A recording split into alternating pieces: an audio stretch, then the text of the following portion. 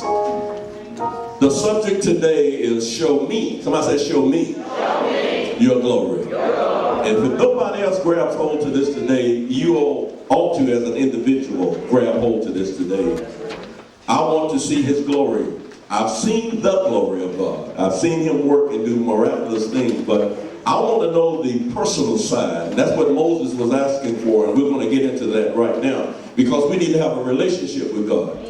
If your only relationship with God is when he show up for you and show out, then you got a pretty poor relationship. Because every time God does not get there when you want him. So you have to have, like Job said, though he slay me, yet will I trust him. You have to trust God even though you got laid off. Some folks don't trust God when they get laid off. Some of you right now are getting ready to cheat on your income tax because you can't trust God. They know what I'm saying. Y'all better help me. God, if you don't do it, I'm going to go to H&R Block and rapid refund. Help me, Holy Ghost. Here we go. Come on now. Exodus 16 and 9. And it reads. And Moses spake unto Aaron, say unto all the congregations of the children of Israel, come near before the Lord, for he had heard your murmur. Now listen, God has heard all of our complaints. And when the Bible uses the word murmur, see, it's all right to talk about your conditions and your situation, but when you're murmuring, you're whispering and complaining. So it's all right to talk about what you're going through, but don't get all whispering about it and complaining about it, and especially be careful who you're complaining to. Because the Bible says that Moses spake unto his brother Aaron, saying, until all the congregation, see, everybody was complaining. Y'all better help me with this. All the congregation was complaining. He says, now come before the Lord, for he has heard your murmuring, your complaints. Read what he says in the 10th verse. And it came to pass, as Aaron spake unto the whole congregation of the children of Israel, that they looked toward the wilderness, and behold, the glory of the Lord appeared in the cloud. Right in the midst of complaining, they saw his glory. Now see, that's powerful to me. Because God, even in the midst when we are complaining and criticizing and coming against him and his people of God, because the Bible you'll find out they actually was complaining against Moses and Aaron. They didn't actually speak to God and look to God and say, you know, well, God, you're not doing this for us and you're not doing that for us. They looked to Moses and Aaron and said, oh, you brought us out in the wilderness. You did this to us. And so God, while they're complaining to Moses and Aaron, God then shows his glory. The Bible says, where? In the wilderness. So now, they saw the glory. Say it with me. They saw the glory. He said, that's not what Moses wants to see.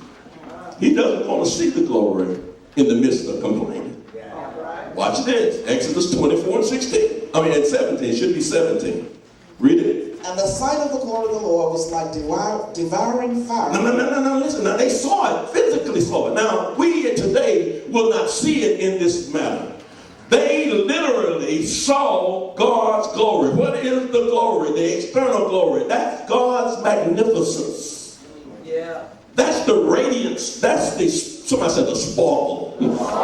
That's all exterior what they're seeing. They're seeing the exterior parts of God. They're seeing him, and when they say seeing his glory, they're seeing only the outward appearance of God. And he showed up, and the Bible said it looked like what? A devouring fire. On what?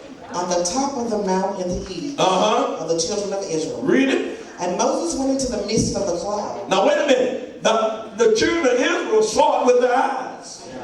Their natural eyes. Then he says in the 18th what? Moses went into the what? Midst of the cloud. Right in the middle of that cloud where the consuming fire was.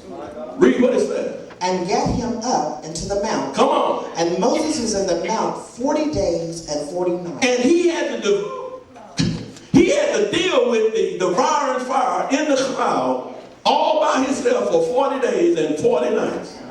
Now you would think if he's in the cloud and he's right there in the presence of the fire and he's right there on the mountain, on Mount Sinai with God himself, you would think he's seeing the glory. But that's, see, Moses understands, I'm only seeing the exterior part of God. So then watch what Exodus 29 and 42 says. This shall be a continual burnt offering throughout your generation at the door of the tabernacle of the congregation before the Lord, where I will meet you to speak there unto thee. So God tells Moses, I'm going to come meet you right at the door of the congregation. Oh, y'all see that? And he said, I'm going to speak with you right there. Well, you think he's getting the best part of God. God's going to come meet him personally, talk with him. He's been up in the cloud with the devouring fire. You think he's seen the glory. But the Bible says in the 43rd verse, what? And there I will meet with the children of Israel. And even with the complainers, I'm going to meet with them too. Read what he said. And the tabernacle shall be sanctified by my glory. And I'll cleanse the church. Because there's been a whole lot of complaining going on. Y'all better help me. There's been a whole lot of stuff going on, and now it's polluted. But I'll cleanse it. Read it. And I will sanctify the tabernacle of the congregation and the altar. And the altar, the place where I designated when you have problems and situations. That's why we ask you to come every Sunday morning to the altar, because God has sanctified the altar. God has set it apart as a place, in a physical place within the tabernacle, within the temple, where God said, I'll meet you. Read what he said. I will sanctify both Aaron and his sons. And those that come that minister to the altar, minister to God, and minister to you, I'll even sanctify them. Read it. To minister to me in the priest's office. Now the reason I wore my communion robe today is because Aaron had a robe. God said, I'm going to give you a robe for glory. So I wish everybody knew the Bible. He said, I'm going to give you a robe for glory. He said that robe will be glorious. And it had all types. Now his robe had jewels on it. It had 12 stones representing the 12 tribes of Israel. Then he had 2 white stones called the Urim and the Thummim. And the Bible said when there was a decision need to be made, one of them would light up to let him know God's will. Y'all didn't know that, did you? And when Moses and Aaron needed to know God's will, if God said yes, one side would light up. And if the other side lit up, they knew God didn't want you to do it. Y'all not hearing it. But see, now we have the Holy Spirit. And he'll light you up. The Holy Ghost. Because the same power that raised Jesus from the dead, it'll quicken your mortal body. But in that day, it was all exterior. So Aaron and Moses had robes, and they had tunics, and they had turbans, and they had all kind of vestments and garments so you could recognize who they were. And the garments were supposed to represent what was going on the inside. Well, this was Moses' dilemma. He understood all that, so he knew what he had been seeing of God was just exterior. So he wanted to see his glory and not just the glory.